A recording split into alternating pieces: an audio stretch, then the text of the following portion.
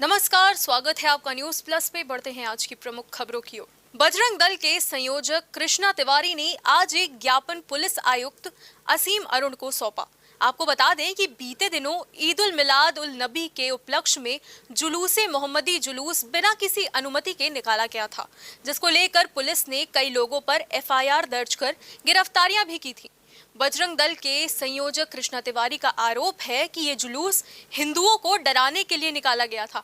उनका कहना है कि जिस तरह से जफर हयात हाशमी पुलिस को चैलेंज दिया करता था और फिर आसानी से बच जाता था, उसके खिलाफ सख्त कार्रवाई की जाए। बीते 19 तारीख को जिस तरीके से देवबंदी आपराधिक प्रवृत्ति के जिहादी लोग कानपुर में इतनी बड़ी संख्या में निकले और हिंदू समाज को और सरकार और प्रशासन को चेतावनी जिस तरीके से इन्होंने दी है, उसके खिलाफ आज हम कमिश्नर साहब के पास आए हैं कि इन पर कठोरतम कार्रवाई की जाए, क्योंकि शासन ने और प्रशासन ने पूरी तरीके से सभी तरीके के जुलूसों पर रोक लगा रखी थी। हिंदू समाज ने अपने जितने भी धार्मिक कार्यक्रम थे, चाहे वो रामनवमी की शोभा यात्रा हो, चाहे वो गणेश महोत्सव हो, चाहे वो आपका दुर्गा पूजा हो, नवरात्र हो, सभी चीज़ों को स्थगित किया गया। भरत मिलाप में भी जो शोभा यात्राएँ भगवान राम की निकलती थी, दशहरे में हिंदू समाज ने मेला में अपनी दुकानें तक नहीं लगाई हैं।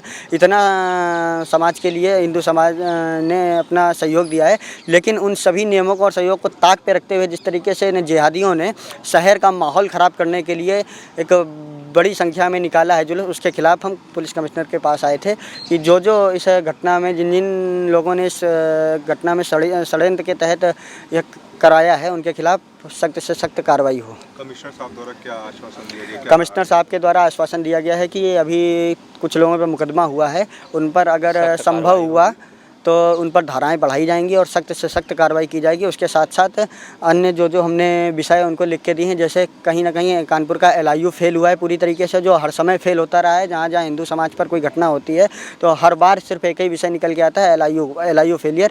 चाहे वह रेल पटरी का मामला हो, चाहे वो किदवई नगर का मामला हो, और चाहे फिर से जो 12 वफात का इतना बड़ा जुलूस निकल गया, तो एलआईयू पर भी एक हमने प्रश्न चिन्ह कमिश्नर साहब के सामने उठाया है। सीएम योगी आज लखनऊ के पंचायत भवन में आयोजित सामाजिक प्रतिनिधि सम्मेलन में पहुंचे। इस अवसर पर उन्होंने सपा और कांग्रेस को जमकर धोया।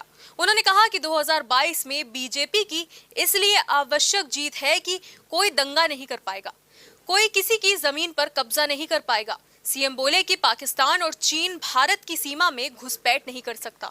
आतंकवाद की जड़ जिसे कांग्रेस ने बोया था कश्मीर में धारा 370, पीएम मोदी के नेतृत्व में उस धारा को समाप्त कर दिया गया है। हमने आतंकवाद को खत्म किया।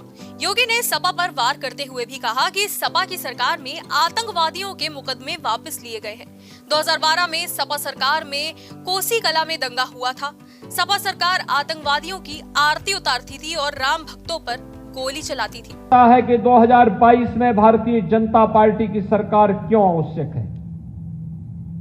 क्योंकि भारतीय जनता पार्टी की सरकार रहेगी, प्रदेश में कोई दंगा करने का दुस्साहस नहीं कर पाएगा।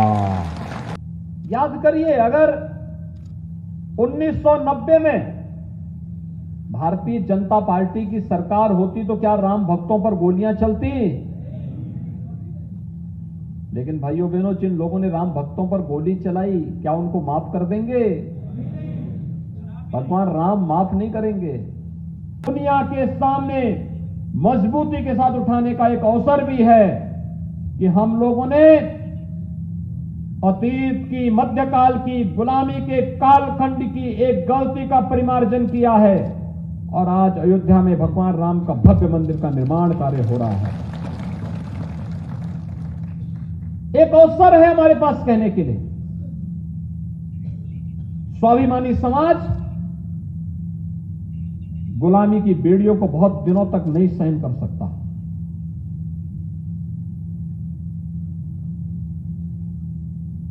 और भारतीय समाज ने वही किया। आज के लिए बस इतना ही, पर लगातार बने रहिए न्यूज प्लस के साथ और सब्सक्राइब कीजिए न्यूज प्लस 24/7। नमस्कार। ताजा तरीन खबरों को जानने के लिए देखते रहिए न्यूज प्लस 24/7 चैनल को सब्सक्राइब करें। अपडेट के लिए बेल आइकन को दबाएं।